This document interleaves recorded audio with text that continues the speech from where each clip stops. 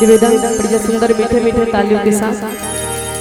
सिया राम जय राम जय जय राम, सिया राम जय जय सिया राम, सिया राम जय राम जय जय राम,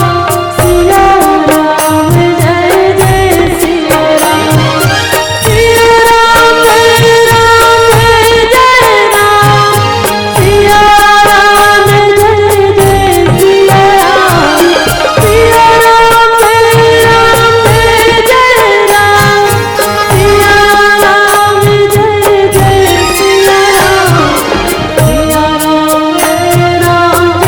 जय राम, सिया राम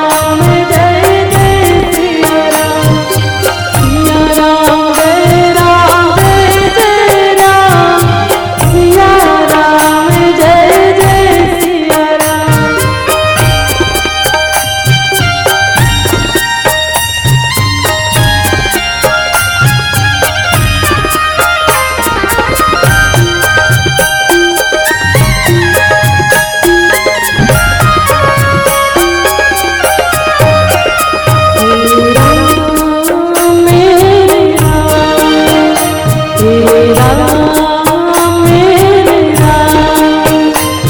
सिया राम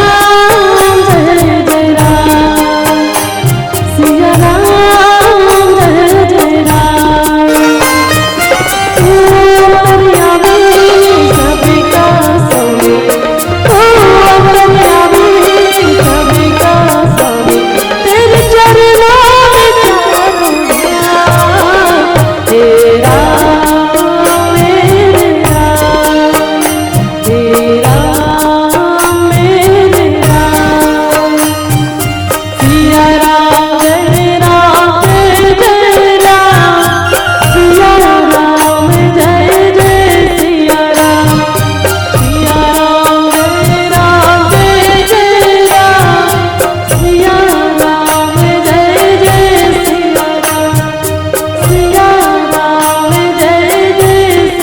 राम, सिया राम जय जय सिया राम। बोल श्यावर रामचंद्र भगवान की जय। तो बाबा आप सबके बीच में शारदा मानस परिवार भारदा गोड़ छुई खिदान आप सबों के श्री चरण कमल में बारंबार प्रणाम करते हुए